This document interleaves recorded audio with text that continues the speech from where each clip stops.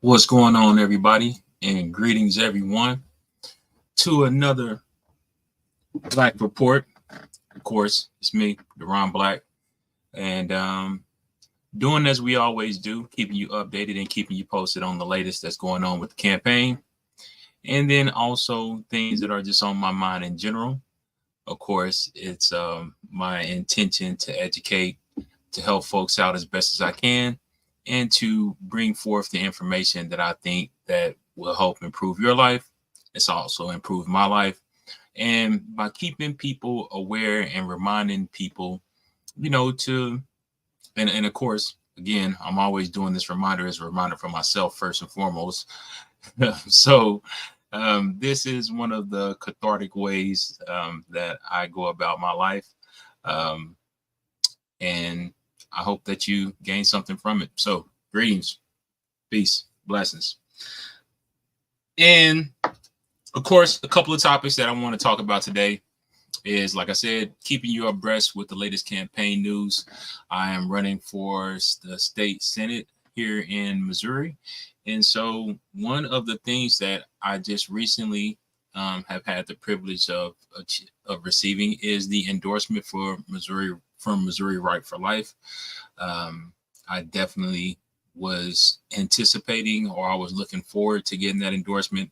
It's pretty much the major endorsement, the only major endorsement that I was really looking for. We still have a couple other different surveys out, and who knows what those organizations might do, but getting the Missouri Right for Life endorsement is one that was pretty important to me. And one of the reasons why getting that endorsement is pretty important to me is because it's about life, right? And so in my life, I have had the experience with, you know, my ex-wife having an abortion, and that played a pretty impactful, pretty impactful role in my life. And so it's one of the things that has never lost me. And so, again, like I said, to think of where I am now and being able to get that endorsement, it demonstrates the journey that I've come along, myself. And so one of the things that comes with having that endorsement, like I said before, is the fact that it's about protecting life. And so when you look at protecting life, then you're talking about the creation of families. And so one of the good books that I've been reading lately is Glen Loury's Late Admission. And Dr. Glen Loury, or Professor Loury, he talks very candidly and very openly about his family and about, his journey. And so I definitely encourage everyone, if you can, go pick up that book, Late Admissions, by the great Professor Glen Loury. And I've learned so much of it, even though I'm not finished with the book already. I'm about halfway through, but I've learned so much just, again, by Dr. Loury being so open and honest about his journey. I've spoken on this before, so if you haven't by now decided to pick up the book again, this is another endorsement of mine. And maybe you write Professor Loury a note saying that you got this guy Deron Black out in Kansas City promoting your book just as thoroughly as you are. But it's worth it. It's definitely worth it, like I said. And one of the things that, like I said, he talks about is his family. And so right now, I believe that, well, not right now. It's always been this way. But I believe that at times we tend to forget how important the family is as an economic unit, right? And that's one of the reasons why I appreciate Dr. Lowry's work so much, is because he was one of the first ones, Black economists, right, to coin the term social capital. And so when we talk about this thing, social capital, And of course, go check out Professor Lowry's work, man. Then you'll get the best understanding, because I'm not a professor myself, but go check out his work. But again, he mentioned social capital in his book. And so social capital is one of those things that you get from nurturing, as opposed to, being naturally talented. And so in my profession, I'm a life insurance agent, or I'm a health insurance agent at times. And so one of the things that I consistently have to do is I have to consistently figure out ways to make myself better, because in my profession, if you're not growing, then you're dying. Right. And that's just basically in business in general. If you're not growing the balance sheet, then you're stagnant. And if you look at anything in the world, right, the only things that are stagnant, or the only things that are not necessarily moving, are the things that are typically not alive. And so you always have to remind yourself of how to get better, how to improve, and how to grow, because that's what really life is about, what life is about. And so typically when you come across those situations where people are naturally talented, but they don't have a good work ethic, you'll see them fall, more times than not, because every time talent comes up against somebody with a hard work ethic, the work ethic and the discipline typically overcomes that person who was naturally talented but didn't have the discipline, or didn't have the energy, or didn't have the focus or the drive. Those things that are cultivated. No one's necessarily born with all the tools that they need. There will always be a situation where you're going to have to develop some tools necessary to get you to the next level. And so when I talk about Glen Loury, and being in such reverence of him coining that phrase, social capital, again, one of the most fundamental institutions that we have in our society is the family, right? And the family structure. And so I'm one of those individuals that believe, it's not even a belief, it's just straight up science. So if you ascribe to the idea that, your pronouns and all of these things can fluctuate and change and all those things, then you might as well just stop following, turn off the thing, or, go listen to somebody else, because that's totally not what I'm into. If we look at the natural process, right, there's going to be a man and there's going to be a woman in the development of that child, right? And so one of the people also with Glen Loury that I've been appreciating listening to lately is Jordan Peterson, right? I know people might have their issues with Dr. Peterson, and might not necessarily agree with all the things that he says, but Jordan Peterson is pretty popular at the moment. And Jordan Peterson has a way of always referencing the family, right, back to the original family that we know of, right? And of course, the original family that we know of, Adam and Eve having the two boys, Cain and Abel. And if you haven't picked up the Bible, or if you need to get familiar with that story about Cain and Abel, I definitely encourage you to do that as well, because you can learn a lot from that one as well. And it's kind of tricky. It's very tricky. Of course, when we think of things of the divine nature, they don't necessarily come always straightforward to you. Even Jesus said that he spoke in parables, right? So that requires for you to break down the context in the content, just a little bit, to really derive the value and the substance of what it's actually trying to communicate. And so, of course, when we look at the story of Cain and Abel, we see a very traumatic story. You see one brother actually slaying another brother. And in the Bible, there's a verse where God asks, Cain, where's your brother, basically. And Cain, made that statement, am I my brother's keeper? So when we look at what his answer should have been, of course, we're trying to learn lessons here. And that's one of the reasons why, the Bible is so important, because with the structure of the family, it's typically one of the first institutions, or one of the first situations where we learn how to deal with other human beings, right? And it's such a beautiful situation and such a beautiful narrative, because the two human beings that have to figure out how to deal with each other first, right? It's Adam and Eve. And we can see how the situation changed for them based off of their relationship with each other.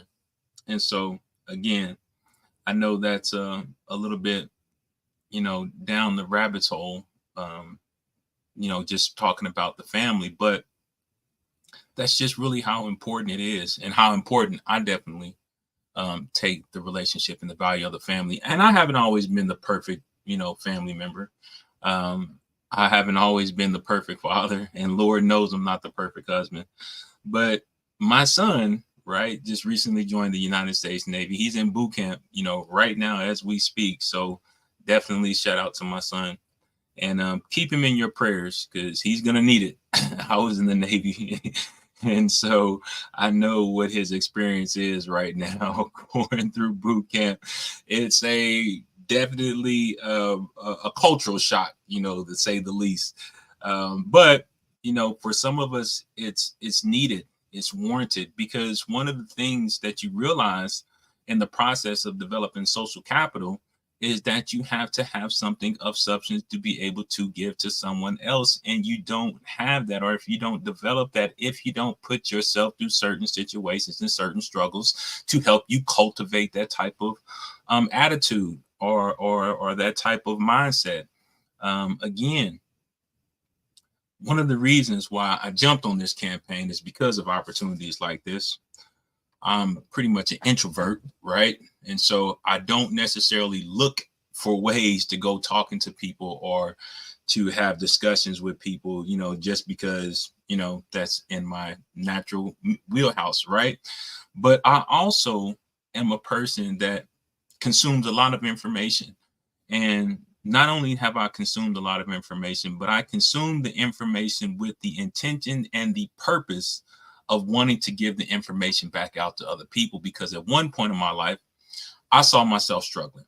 And not only did I see myself struggling, but I looked around, I looked in my environment, I saw a lot of struggling people. And one of the reasons why a lot of the people were struggling in my immediate environment is because they came from broken families, right? Duh. I didn't necessarily come from or my nuclear family. My father was not in my life, but shout out to him, for doing what he can, because who knows his situation or condition, what he was going through at that particular time. We really haven't had an in-depth conversation about that, but that's another topic. But when I looked around, I saw a lot of different people from broken families as well, and I saw them struggling as well. And if you follow what I'm saying about this whole notion of social capital, you would obviously see that a large demographic or a huge demographic of people end up struggling in this country because they were not initially in proximity of people who have the type of social capital that could help them out in their situations, and that could give them an alternative vision of life that could help them to see it through, and marginalize, the situations and the condition that they were probably facing with, and at that immediate time, because again, the given is chaos, right? We don't come into the world with everything in order for us, right? We come into the world hoping, believing, well, not even belief, hoping, begging, pleading, right? I know you don't have any memory of being brought into the world, but if you've seen a baby be born, that baby is very upset, because it came from a very comfortable environment. And so, we come into this world in a very, very vulnerable and a very needy state.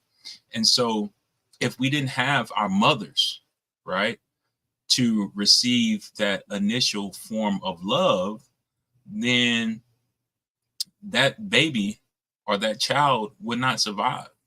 It's been shown and it's been demonstrated in all different types of ways that a child needs the nurturing of a mother to be able to even survive and to get past that, that stage of infancy and to grow and to develop into childhood.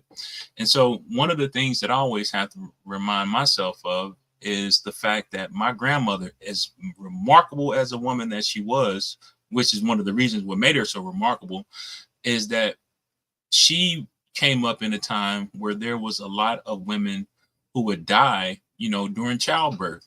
Modern medicine or whatnot. Hold on, let me see. I got a comment or something. Hopefully it ain't too bad. She is. Oh, my mom. She's chimed in right now, saying that she is the key. Well, thank you, Mom. I'm talking about you, right? So, yeah, like my mom, and well, my grandmother, she didn't necessarily have a mother because her mother died at childbirth, and so you can just imagine the type of life that she went through in a time where that's really all you had. 2024, we have the government, right? Which is no replacing of the family. You can't replace the family with the government, which is one of the reasons why we are in this state that we're in right now with so much dysfunction in our society. And which, like I said, this is what has given me the encouragement, or these campaigns, they force me to do these things sometimes, because it just doesn't come natural, right? But anyway, so one of the things that we have seen is that there has all of a sudden become a overabundance of government everywhere, right? And the government can't replace the family. So anytime when we start talking about the most fundamental thing in our society as being the family, and like I said before, Glen Loury, Black economist, MIT trained, he coined the whole term social capital. But remember, if these things aren't natural, then that means that there has to be an intention behind it, right? Meaning that if you don't have the goal, the intention, or the focus to bring about the situation and the circumstance that you would understand to improve your life, then guess what? It's not going to happen. It doesn't happen by accident. And if we're talking about the dysfunction in our society and the dysfunction that we see as far as crime goes, as far as poverty is concerned, as far as people not having the quality of life, period, that they would like to have, because we have so much dysfunction that is rampant throughout our society. Well, unfortunately, we have to start to reflect back on what those circumstances and causes could stem from. And like I said before, family, right? And so Glen Loury, again, he talks so candidly about his circumstance and his situation, man, that I'm just blown away, and I'm seriously impressed with the way that he was able to lay it on the line. And he laid it on the line and then doubled down on that, because he does a podcast every week, him and Professor John McWhorter. And Glenn talks about a lot of racial issues, right? He's become what you call an intellectual, on a cultural intellectual, basically. So again, if you haven't heard of him, go look him up, Glen Loury, right? And so every week he does this podcast with Dr. John McWhorter, and they talk about a lot of Black issues and a lot of things that are in the news at the moment. And of course, what do we have even that's taking place tonight? We have the presidential debate. But one of the things that I would encourage you to do, if you're going to check out the debate tonight, is listen to the candidates, and which candidate is more focused and more concerned about the quality of life, right? Because that's what it always boils down to.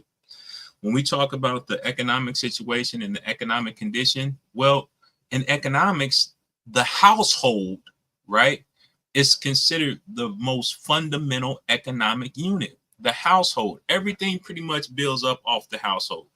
Even when you look at some of the most elaborate economic equations, right? One of the most fundamental equations that you have in economics includes the business community, it includes the consumer, and it includes the government as well. Because if you look at those three relationships and how they interact with each other, pretty much everything is derived from that engagement and that function. But like I said, it's three components in there, right? The consumer, the businesses, and the government. But every single one of those components is based off of individuals. There's no person that puts on their business hat and then takes off their consumer hat and then puts on their government hat. Now, everybody plays their role, but if you really understand the dynamics of the equation and how basically those three components produce income and resources for the entire economic system, well, the government doesn't produce anything and the consumers are consuming the things that the businesses produce, right? So if you look at that and the way that the household plays into that, again, everything is built up off of the household, because when you start to look at wealth and social economic mobility, right? Well, wealth is centered around the house, the home. Typically, people have a home, right, that they sell and that accumulates in value, and they build up the equity, and they can use that equity and they can use the value of the home to translate into other investments, like, investing in their kids' future, right? So you have certain people who have enough passion and concern to make the sacrifices that's necessary for the benefit of not just themselves, but for the family, right?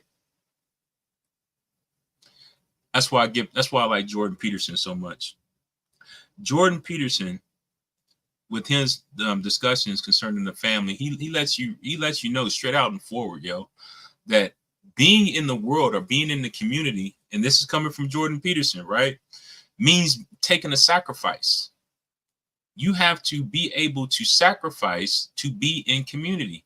And I think that that's a very important thing for us to understand. But obviously, a lot of us have forgotten, is because, again, that's one of the reasons why you see the government trying to impose itself on so many different things in our lives, is because the sacrifice that people are willing to take has become less and less. And if you look at,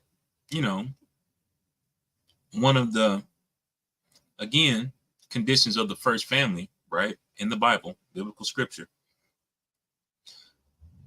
you see that Cain sacrificed his brother, right, for his own feeble emotions, right?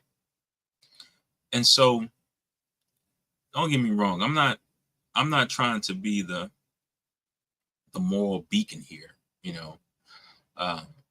like I said before, when this thing first started out, I say a lot of these things to remind myself, because, again, if you are concerned about community, like I am, if you are concerned about the well-being of your family, like I am, then you should be willing to make the sacrifices for your family and for your community and for the ones that you care and have the most concern for as well, with the knowing that we all have to live in this environment together, right? So I didn't want to be on here taking up too much time. I actually just wanted to get on here and just, let people know about the fantastic book, Late Emissions, by the fabulous Dr. Glen Loury, and what I've been learning from that book so far, man. And and again, that's one of the reasons why I had to jump on here and do this little podcast, a little broadcast, is because I'm learning so much from that book, because family is so critical, it's so important. And I live in Kansas City, Missouri, for the ones who don't know, or for the ones who might come across this, who, don't necessarily recognize me all the time. But yeah, I live in Kansas City, Missouri. And if you look at Kansas City and the top, dangerous cities in the country, Kansas City is always falling in there on one part of the ladder or the other, And I think it's incredibly unfortunate because, if you know Kansas City like I do, you know that this place has a lot of good to offer. It's not all bad. You know, I was just having a discussion with one of my coworkers earlier today. She's out in Tennessee. And I was like, man, I'm so disappointed in how Missouri has tried to keep pace with Tennessee, with the understanding that both of our states are very similar, very, very similar. We're both landlocked. So we both depend on culture and things to, be a destination for people to seek out and people to come see, because most of the time, what do? They call it what? Flyover country, right? And so one of the things that, I was telling her about is that we pride ourselves off of barbecue, jazz, and Negro Leagues baseball. But how much of that can really be utilized as a instrument to bring people here as far as a destination concerned? I don't know. I think that we should look for ways to improve on the things that we already have. That's for sure.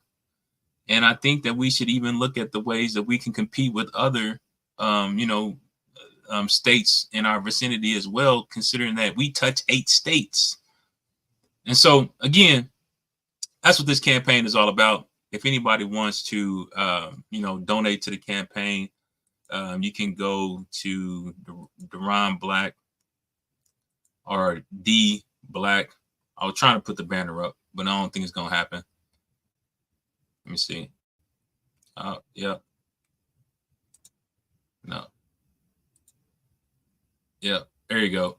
If you want to donate, you can go to that link down there and, donate $5, $10, $15 to the campaign.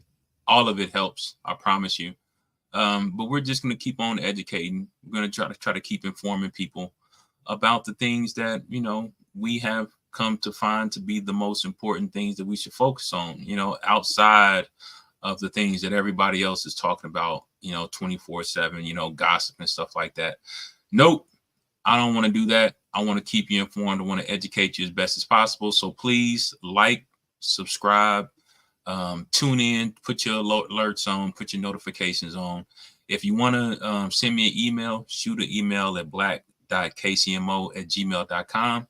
But other than that, until next time, peace and blessings, everybody. Thank you, Ma. I love you.